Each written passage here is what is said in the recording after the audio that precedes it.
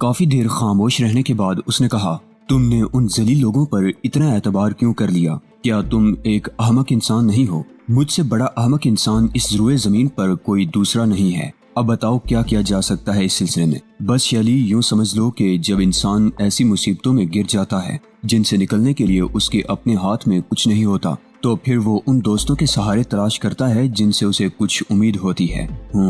اچھا چلو کچھ کھا پی لو، اس کے بعد ڈیڈی سے ملتے ہیں۔ ممکن ہے مسٹر گومز اس سلسلے میں تمہاری کچھ مدد کر سکیں۔ میرے ہونٹوں پر پھیکی سی مسکراہٹ آ گئی۔ شیلی نے ناشتہ طلب کیا اور میں خاموشی سے ناشتہ کرتا رہا۔ ناشتہ کرنے کے بعد ہم اٹھ گئے۔ شیلی مجھے اپنی کار میں لے کر چل پڑی تھی۔ کچھ دیر کے بعد ہم مسٹر گومز کے سامنے پہنچ گئے۔ مسٹر گومز کے چہرے پر مجھے دیکھ کر عجیب سے تاثرات رونما ہو گئے تھے جن کا میں کوئی اندازہ نہیں لگا سکتا تھا۔ شیلی نے پرجوش لہجے میں پوری کہانی مسٹر گومز کو سنائی، لیکن مسٹر گومز خاموشی سے یہ ساری کہانی سنتے رہے تھے اور ان کے چہرے پر کوئی تاثر نہیں پیدا ہوا تھا۔ البتہ شیلی گومز نے پرجوش لہجے میں کہا، آپ کو فلیگ گولڈن کی مدد کرنی چاہیے ڈیڈی، آپ اس کمینے انسان کو گرفتار کر لیں۔ جواب میں مسٹر گومز کے ہونٹوں پر پرحقارت مسکراہٹ پھیل گئی۔ اس نے کہا، تم بے وقوف لڑکی ہو شیلی، کیا تم مسٹر مارٹن ٹم کو نہیں جانتی ہو؟ قصور کسی کا نہیں بلکہ اس شخص کا ہے جس کی عقل کہاں گھاس چرنے چلی گئی تھی اس وقت جب اس نے ان کاغذات پر دستخط کیے تھے۔ لیکن سر بلا مجھے اس بارے میں کیا معلوم تھا؟ تو تمہیں معلوم کرنا چاہیے تھا۔ ایسا شخص جو بآسانی کسی کا اعلی کار بن جائے قابل بھروسہ نہیں ہوتا۔ تم اپنا سب کچھ کھو چکے ہو فلیگ گولڈن، میری رائے ہے کہ زندگی کھونے کی کوشش نہ کرو۔ مسٹر گومز کے ان الفاظ پر میرے ساتھ ساتھ شیلی بھی حیران ہو گئی۔ میرے بجائے اس نے کہا، آپ کیا کہنا چاہتے ہیں ڈیڈی؟ میں وہ کہہ رہا ہوں جو اس وقت کی حقیقت ہے۔ یعنی؟ شیلی حیرت سے بولی۔ شیلی، مارٹن ٹم اب بہت طاقتور ہو چکا ہے، اس کے ہاتھ بہت لمبے ہیں، وہ اگر چاہے تو بہت آسانی سے اس شخص کے خلاف کوئی ایسی کارروائی کر سکتا ہے کہ کوئی تصور بھی نہ کر سکے۔ مثلاً ایلس اور لوئس ساروے کا قتل وہ بآسانی اس شخص کو ان دونوں کے قتل کے الزام میں پھنسا سکتا ہے۔ وہ اگر چاہے تو کسی بھی سڑک پر اس کی خون میں لت پت لاش پڑی ہوئی نظر آئے۔ اس لیے میرا مشورہ ہے فلیگ گولڈن کی زندگی بچاؤ اور اپنی زندگی کے لیے نئے سرے سے جدوجہد کرو۔ میں اس کے علاوہ تمہیں اور کوئی مشورہ نہیں دے سکتا۔ لیکن ڈیڈی آپ شیلی، میرا خیال ہے تمہیں میری بات پر لقمہ نہیں دینا چاہیے۔ کیا تم مجھے احمق سمجھتی ہو؟ ڈیڈی، اس کا مطلب ہے کہ کوئی بھی شخص طاقت حاصل کر کے حقیقتوں کو زیر زمین لا سکتا ہے۔ ہاں، اس دور پر طاقت حکمران ہے۔ جو طاقتور ہے اسے جینے کا حق حاصل ہے اور جو طاقت نہیں رکھتا اسے زندگی سے محروم ہونا پڑتا ہے۔ مگر میں چاہتی ہوں کہ آپ اس سلسلے میں میں اس سلسلے میں کچھ نہیں کر سکتا۔ اور سنو فلیگ گولڈن، میں اپنے لیے بھی مصیبتیں نہیں خرید سکتا۔ تم اب یہاں سے جا سکتے ہو۔ ڈیڈی، شیلی، گومز نے اپنی بیٹی کو ڈانٹ دیا اور وہ گردن جھکا کر خاموش ہو گئی۔ میں سر جھکائے ہوئے مسٹر گومز کے پاس سے اٹھ گیا تھا۔ وقت بتا رہا تھا کہ مجھ پر جو کچھ بیتنے والا ہے اسے سنبھالنا میرے لیے ممکن نہیں ہے۔ مسٹر گومز کا مشورہ ہی درست نظر آ رہا تھا۔ اب اس سلسلے میں کچھ کرنے کی بجائے اپنے لیے کچھ سہارا تلاش کرنا تھا۔ جب ایک اتنے بڑے پولیس آفیسر نے یہ الفاظ کہہ دیے تھے کہ وہ ٹم مارٹن کے سامنے بے بس ہے، تو پھر بلا کس سے امید قائم کی جا سکتی تھی؟ میں چلتا رہا اور بہت دیر کے بعد ایک چھوٹے سے پارک کے بینچ پر جا کر بیٹھ گیا۔ کیا کرنا چاہیے؟ کوئی ایسی صورتحال جس سے زندگی گزارنے کا کوئی بندوبست ہو سکے۔ دل میں ویرانیاں آ بسی تھی۔ شیلی گومز نے اظہار ہمدردی کیا تھا، لیکن اس کا باپ ایک زمانہ ساز انسان تھا۔ اس نے اپنے لیے کوئی مصیبت مول لینا مناسب نہیں سمجھا تھا۔ در حقیقت ٹم مارٹن ایسی ہی حیثیت اختیار کر چکا تھا۔ اس کا ثبوت لوئس ساروے کے قتل اور ایلس کے قتل سے ملتا تھا۔ کون جانے ٹم مارٹن نے مسٹر گومز کو بھی شیشے میں اتار لیا ہو۔ چالاک آدمی تھا، ہر پہلو سے محتاط رہنے والا۔ اسے اس بات کا خدشہ ضرور ہوگا کہ شیلی گومز کے ذریعے میں گومز تک پہنچ سکتا ہوں، اس لیے یہ بھی ممکن تھا کہ اس نے گومز کو شیشے میں اتار لیا ہو۔ بریٹا بھی یاد آئی۔ لوئس ساروے کے قتل کے بعد سے اب تک بریٹا کی صورت بھی دیکھنے کو نہیں ملی تھی۔ بہرحال اس وقت میرے سامنے تاریکیوں کے سوا اور کچھ نہیں تھا۔ ہر راستہ تاریک تھا، روشنی کی کوئی رمق نگاہوں کے سامنے نہیں تھی۔ روم کی قدیم زندگی، اس سے متعلق لاتعداد داستانیں میرے علم میں تھیں، لیکن روم میرے لیے نہایت تکلیف دہ جگہ بن چکا تھا۔ آوارہ گردی کے سوا اور کیا کر سکتا تھا؟ اور پھر بالکل غیر اختیاری طور پر ہی میں نیو فیلڈ کے علاقے میں جا نکلا۔ زمانہ قدیم کی بہت سی داستانیں نیو فیلڈ کے کھنڈرات سے وابستہ تھیں۔ یہاں نیرو کی داستانیں بھی بکھری پڑی ہوئی تھیں اور زمانہ قدیم کی ان جنگوں کے آثار بھی جن کا تعلق رومن ایمپائر سے رہا ہے۔ علاقہ بڑا پراسرار تھا اور سیاحوں کی جنت بھی۔ مجھے نیو فیلڈ میں شام ہو گئی۔ بے شمار سیاح آ جا رہے تھے، گاڑیاں بھی نظر آ رہی تھیں۔ میں بہت دیر تک وہاں رکا رہا اور اس کے بعد میں نے سوچا کہ اس ویرانے میں رات تو نہیں گزاری جا سکتی، مجھے آگے بڑھنا چاہیے۔ چنانچہ میں چل پڑا۔ اب خاموشی اور سناٹا سا چھا گیا تھا اور سیاح بھی واپس چلے گئے تھے۔ میں پیدل ہی چل رہا تھا۔ نیو فیلڈ سے کوئی 2 فرلانگ آگے نکلا تھا کہ دفعتاً بائیں سمت سے 2 تیز روشنیوں کی چمک ابھری اور بجھ گئی۔ یقیناً یہ کسی کار کی ہیڈ لائٹس تھی۔ میں غیر ارادی طور پر اس طرف بڑھ گیا۔ دفعتاً مجھے محسوس ہوا جیسے کسی نے چیخنے کی کوشش کی ہو اور کسی اور نے اس کا منہ بینچ لیا ہو۔ میں ٹھٹک کر رک گیا، چند لمحات رکا رہا اور پھر نہ جانے کس خیال کے تحت 2 قدم آگے بڑھائے۔ اسی وقت پھر ایک روشنی چمکی جو ٹارچ کی روشنی تھی۔ چونکہ اب میں اس کار سے زیادہ قریب تھا جس کی ہیڈ لائٹس جلی تھی، اس لیے مجھے وہ بھی نظر آ گیا جو کار کے انجن پر جھکا ہوا تھا۔ ٹارچ اسی کے ہاتھ میں تھی اور کار کا بونٹ کھلا ہوا تھا۔ میں کچھ حیران سا اس کے قریب پہنچ گیا اور پھر میرے منہ سے بے اختیار نکلا، کیا میں آپ کی کچھ مدد کر سکتا ہوں مسٹر؟ تھینک یو، میری گاڑی کے انجن میں کچھ خرابی ہو گئی ہے، اس شخص نے کہا اور سیدھا کھڑا ہو گیا۔ یہ ایک توانا آدمی تھا اور مجھے گو رہا تھا۔ پھر اس نے کہا، لیکن تم کون ہو اور یہاں اس ویرانے میں کیا کر رہے ہو؟ ابھی میں نے چیخ کی سی آواز سنی تھی، میں نے کہا، اور اسی وقت چیخ مجھے دوبارہ سنائی دی۔ آواز نسوانی تھی اور اس نے گھٹی گھٹی آواز میں کہا، بچاؤ، خدا کے لیے مجھے بچاؤ۔ مجھے یوں محسوس ہوا جیسے کسی نے اس آواز کو پھر دبانے کی کوشش کی ہو اور اس کے ساتھ ساتھ ہی کچھ اور آوازیں بھی ابھری۔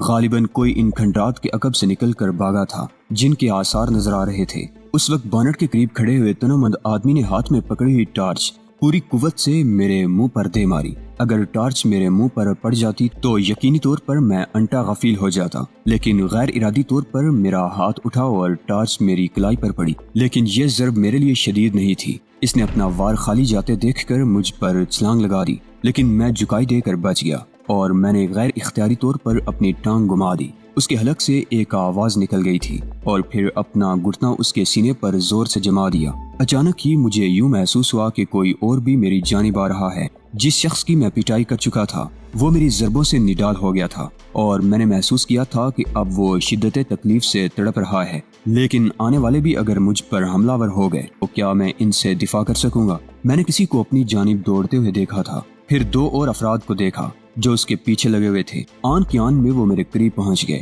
انہیں یہ احساس ہو گیا تھا کہ ان کا ساتھی میرا شکار ہو چکا ہے، چنانچہ غصے میں بپھرے ہوئے چیتوں کی طرح انہوں نے مجھ پر چھلانگ لگائی اور میں نہ جانے کیوں زمین پر لیٹ گیا۔ وہ دونوں مجھ پر سے گزرتے ہوئے نیچے گرے اور اپنے آپ کو سنبھال کر پھر میری جانب لپکے، لیکن اسی وقت کار کی ہیڈ لائٹس جل اٹھی اور روشنیاں ان دونوں کے چہروں پر پڑیں۔ دونوں نے دوڑ کر بے اختیار آنکھوں پر ہاتھ رکھ لیے اور مجھے موقع مل گیا۔ چونکہ روشنیاں جلتے وقت میں اس کی طرف پشت کیے ہوئے کھڑا تھا، میں نے دونوں ہاتھ سیدھے کیے اور ان کی گردنوں پر دے مارے۔ کچھ ایسی طاقت سے یہ ہاتھ پڑے تھے ان کی گردنوں پر کہ وہ بری طرح اچھل کر گرے اور دونوں کے سر زمین پر ٹکرائے، لیکن اس کے بعد وہ اٹھنے کی ہمت نہیں کر سکے تھے۔ پہلا آدمی پہلے ہی لمبا ہو گیا تھا۔ ان دونوں نے بھی 2-4 بار ہاتھ پاؤں مارے اور پھر ساکت ہو گئے۔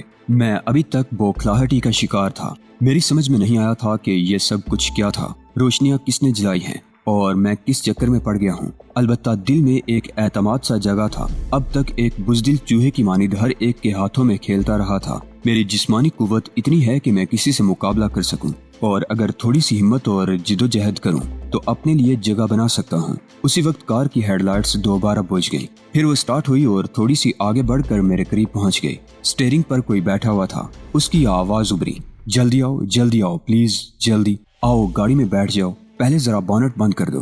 آواز نسوانی تھی، غالباً وہی آواز جو گھٹے گھٹے انداز میں چیخی تھی۔ ذہن اس برق رفتاری سے تو کام نہیں کر رہا تھا، لیکن تھوڑا بہت احساس ہو گیا تھا اور صورتحال بھی کچھ علم میں آ گئی تھی۔ وہ عورت ہی تھی جس کے ساتھ ڈنگا مشتی ہو رہی تھی اور وہی بھاگتی ہوئی ادھر آئی تھی، غالباً یہ اندازہ لگا کر کہ یہاں کوئی اس کا انوکھا مددگار پیدا ہو گیا ہے۔ پھر جب وہ مجھ سے آ بھڑے تھے تو عورت کار میں جا بیٹھی تھی اور اس نے ہیڈ لائٹس جلا دی تھی تاکہ مجھے آسانی ہو، اور اب وہی سٹیئرنگ پر بیٹھی تھی اور اس نے گاڑی سٹارٹ کی تھی۔ میں نے بونٹ بند کر دیا تو وہ جلدی سے بولی، آ جاؤ ادھر، دروازہ کھلا ہوا ہے، اور میں جلدی سے کھلے ہوئے دروازے سے اندر جا بیٹھا۔ عورت نے کار سٹارٹ کر کے آگے بڑھا دی۔ وہ برق رفتاری سے اسے سڑک پر لائی اور تیز رفتاری سے اسے شہر کی جانب دوڑا دیا۔ کار کے ہینڈل پکڑے مستعد بیٹھا ہوا تھا۔ عورت بھی مضبوط اعصاب کی مالک معلوم ہوتی تھی، کیونکہ ان حالات سے گزرنے کے باوجود اس کی ڈرائیونگ بہت بہتر تھی۔ کافی دیر تک خاموش رہی۔ پھر جب عورت کو یہ اطمینان ہو گیا کہ وہ جس مشکل کا شکار تھی اس سے نکل آئی ہے تو اس نے آہستہ سے کہا، میں تمہاری بے حد شکر گزار ہوں، اس وقت تم نے میری بہترین مدد کی ہے۔ کون لوگ تھے وہ؟ میرے دشمن۔ اس نے گول مول سا جواب دیا۔ کیا وہ تمہیں قتل کرنا چاہتے تھے؟ شاید۔ اس نے پھر اسی انداز میں کہا، شکر ہے تمہاری زندگی بچ گئی۔ ہاں، اور اس کے لیے میں تمہاری شکر گزار ہوں، مگر تم یہاں کیا کر رہے ہو؟ بس آوارہ گردی۔ رات کو اس وقت؟ ہاں، حالانکہ اس وقت لوگ یہاں نہیں ہوتے، مگر میں تھا۔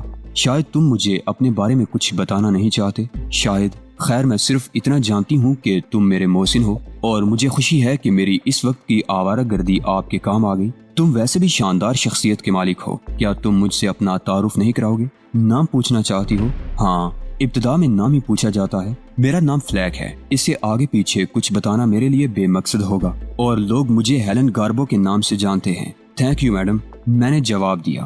یہاں میرا ایک چھوٹا سا ہوٹل ہے، تم ہوٹل گرینو کے بارے میں کسی سے بھی معلوم کر سکتے ہو۔ یہ غنڈے مجھے بہت عرصے سے پریشان کر رہے ہیں۔ اس وقت میں ایک ضروری کام سے نکلی تھی کہ یہ مجھے اغوا کر کے یہاں تک لے آئے۔ کم وقت مجھ سے کچھ کاغذات پر دستخط کرانا چاہتے تھے۔ میں بے حد پریشان ہوں کیونکہ ان لوگوں نے مجھے اپنے جال میں بھی پھانسا ہوا ہے۔ اوہ، کیا مطلب؟ میں نے کہا، اور وہ چونک کر مجھے دیکھنے لگی، پھر بولی، نہ جانے میں تمہیں یہ سب کچھ کیوں بتا رہی ہوں۔ اصل میں ذہنی طور پر شدید پریشان ہوں، اپنا ذہن ہلکا کرنا چاہتی ہوں۔ کیا یہ آپ کو بلیک میل کر رہے ہیں؟ ہاں، یقیناً بلیک میلنگ کی کوئی وجہ ہوگی، میں نے سوال کیا، اور وہ سامنے سے نگاہیں ہٹا کر مجھے دیکھنے لگی، پھر ایک گہری سانس لے کر بولی، بہرحال میں تمہاری شکر گزار ہوں۔ کیا تم شہر جا رہے ہو؟ ہاں، یہی سمجھ لو۔ سمجھنے سے تمہاری کیا مراد ہے؟ کچھ نہیں، میں نے جواب دیا، اور وہ خاموش ہو گئی۔ تھوڑی دیر تک کچھ سوچتی رہی، پھر اس نے کہا، ایک سوال کروں، برا تو نہیں مانو گے؟ نہیں۔ یہاں اس وقت نیو فیلڈ کے علاقے میں کوئی شخص اس طرح پیدل آوارہ پھرے تو اس کے بارے میں کیا سوچا جا سکتا ہے؟ یہی کہ وہ ایک بدکار اور آوارہ مزاج انسان ہے، یا پھر دنیا کا ٹھکرایا ہوا، یا وہ جو خودکشی کرنا چاہتا ہے، یا پھر وہ جو لوگوں کو بے وقوف بنانے کا خواہشمند ہے۔ یہ تلخ الفاظ میرے منہ سے نکلے تو وہ چونک کر مجھے دیکھنے لگی، پھر اس کے ہونٹوں پر مسکراہٹ پھیل گئی۔ اس نے کہا، گویا میرا اندازہ درست تھا۔ کیسا اندازہ؟ یہی کہ تم کوئی پریشان حال انسان ہو۔ کیا میں اپنی شکل و صورت سے پریشان لگنے لگا ہوں؟ آپ جن حالات کا شکار ہیں اور جو کچھ آپ پر گزر چکی ہے، اس کے بعد کیا آپ ایک اجنبی انسان کو اپنے ساتھ اپنے گھر چلنے کی دعوت دے کر غلطی نہیں کر رہی ہیں؟ وہ خاموش رہی۔ اس کے بعد اس نے کہا، صرف اتنا کہوں گی اس کے جواب میں کہ میں بے وقوف بالکل نہیں ہوں، اور میں یہ سوال کروں گا کہ اس جواب کا مقصد کیا ہے۔ دنیا کے بارے میں اچھی طرح جانتی ہوں، اور بعض اوقات انسان کو اندھے خطرے مول لینے چاہیے۔ مطلب یہ ہے کہ تم زیادہ سے زیادہ مجھے کیا نقصان پہنچا سکتے ہو، جبکہ تم میری زندگی بچانے کا احسان مجھ پر کر چکے ہو۔ میں اس کے عوض وہ نقصان برداشت کرنے کے لیے تیار ہوں جو تم میرے گھر چل کر مجھے پہنچا سکتے ہو۔ مجھے ہنسی آ گئی۔ میں نے کہا، اگر آپ خطرات مول لینے کی عادی ہیں تو مجھے کیا اعتراض ہو سکتا ہے؟ تو پھر ٹھیک ہے، میرے ساتھ چلو۔ میں بھی خاموش ہو گیا تھا۔ کار شہر کے علاقے میں داخل ہو گئی اور اس کے بعد تاریکی میں ڈوبی ہوئی ایک عمارت کے سامنے رک گئی۔ یہ عمارت کا عقبی دروازہ تھا۔ اس نے دروازے میں لگا ہوا تالا کھولا اور اندر داخل ہو گئی، پھر ایک راہداری سے گزرتے ہوئے بولی، میری رہائش گاہ ہوٹل کے عقب میں ہی ہے، سامنے تم میرا ہوٹل دیکھو گے۔ میں گھر آنے جانے کے لیے یہی راستہ استعمال کرتی ہوں۔ میں نے کوئی جواب نہیں دیا۔ تاریکی میں ڈوبی ہوئی عمارت سے یہ اندازہ ہوتا تھا کہ یہاں اس حصے میں اس کے علاوہ اور کوئی نہیں ہے۔ اس نے ایک کمرے کا دروازہ کھولتے ہوئے کہا، اور اب تم اندر جاؤ اور آرام سے سو جاؤ۔ یہ وقت ایسا نہیں ہے کہ میں تمہیں کھانے پینے کے لیے پوچھوں۔ تمہیں یہ سب کچھ حیرت انگیز ضرور محسوس ہوگا، لیکن بعد میں تمہاری حیرت خود بخود رفع ہو جائے گی۔ یہ خوابگاہ ہے، بستر موجود ہے، اس کے ساتھ ہی ملحقہ باتھ روم بھی۔ تمہاری ضرورت اندر کی اندر ہی پوری ہو جائے گی۔ دروازہ دل چاہے تو بند کر لینا، ورنہ کھلا چھوڑ دینا۔ اوکے، اب اس کے بعد صبح کو ناشتے پر تم سے ملاقات ہوگی۔ میں بیل بجا کر تمہیں خود طلب کر لوں گی۔ عجیب و غریب بات تھی، ایسے عجیب حالات سے شاید ہی کسی کا واسطہ پڑا ہو۔ بہرحال میں اندر داخل ہو گیا۔ سب سے پہلے میں نے دروازہ اندر سے بند کیا، پھر دیوار پر سوئچ بورڈ تلاش کر کے اندر روشنی کی۔ در حقیقت ایک سجا سجایا کمرہ تھا، بستر بھی تھا، باتھ روم بھی تھا۔ تقدیر نے مدد کی تھی میری، ورنہ یہ رات نہ جانے کہاں گزرتی۔ واقعات اس طرح بنتے ہیں، میں تو اب بھی اپنے بارے میں وہ تمام تفصیلات نہیں جانتا تھا۔ ان دونوں نے مجھے فلیک گولڈن بنا دیا تھا، میں فلیک گولڈن بن گیا تھا اور اسی شخص کو رہ کر سوچنے لگا تھا، جبکہ اس سے پہلے میری شخصیت خود میری نگاہوں سے اوجھل تھی۔ ان لوگوں کا کہنا تھا کہ کمیونٹی مارٹن نے میری یادداشت پر ضرب لگائی تھی اور میں اپنے آپ کو کھو بیٹھا تھا، تو یہی سمجھ رہا تھا۔ بہرحال دیکھو آگے نہ جانے کیا ہوتا ہے۔ اپنے گرد آلود بدن کو باتھ روم میں خوب رگڑ کر دھونے کے بعد میں نے اپنے کپڑوں کو خوب جھٹک کر جسم پر پہن لیا اور اس کے بعد آ کر بستر پر لیٹ گیا۔ شاید ہی کوئی اتنا بے فکر انسان ہو جسے اتنے شدید ترین حالات میں بھی پرسکون نیند آئے۔ اس کی وجہ شاید یہ نرم و گداز بستر اور اس کمرے کا پرسکون خاموش ماحول تھا، اور پھر میری قوت ارادی تھی جس کے تحت میں نے سونے کی کوشش کی تو مجھے نیند آ گئی اور دن چڑھے میری آنکھ کھلی تو میں نے ماحول کو دیکھا۔ زمانے کے بے شمار سرد و گرم گزار چکا تھا۔ پچھلے دنوں مسٹر ٹم کی کوٹھی میں میرا کمرہ مخصوص تھا اور اس میں بھی شاندار بستر موجود تھا۔ مجھے بہت زیادہ دقت نہیں ہوئی تھی۔ بہرحال غسل خانے میں جا کر منہ ہاتھ دھویا۔ اسی وقت ایک انٹرکام جیسی بیل سنائی دی اور میں نے چونک کر ادھر ادھر دیکھا۔ انٹرکام مجھے نظر آ گیا اور میں اس کے قریب پہنچ گیا۔ میں نے اس کا بٹن آن کیا تو میڈم گاربو کی آواز سنائی دی۔ مجھے اندازہ ہو چکا ہے کہ تم جاگے ہو۔ ہاں میڈم گاربو، اور غسل خانے میں جا کر منہ ہاتھ بھی دھو چکا ہوں۔ گڈ، یہ تم نے بہت اچھا کیا۔ اب تم یوں کرو کہ اپنے کمرے سے نکل کر سیدھے چلے آؤ اور جو دروازہ پہلے نظر آئے اسی سے اندر داخل ہو جاؤ۔ میں وہاں تمہارا انتظار کر رہی ہوں۔ میں نے اس کی ہدایت پر عمل کیا اور راہداری میں آگے بڑھ گیا۔ چند لمحات کے بعد مجھے دروازہ نظر آیا اور اس دروازے کا ہینڈل گھما کر میں اندر داخل ہو گیا۔ دوستو، آج کی قسط آپ کو کیسی لگی؟ کامنٹ باکس میں اپنی قیمتی رائے کا اظہار لازمی کریں۔ ویڈیو کو لائک کر کے اپنے دوستوں عزیزوں سے لازمی شیئر کریں۔ چینل کو لازمی سبسکرائب کریں۔ اگلی ویڈیو تک اجازت دیجیے، تب تک اپنا اور اپنے اس چینل اعلان حقیقت کا خیال رکھیے گا۔ اللہ نگہبان۔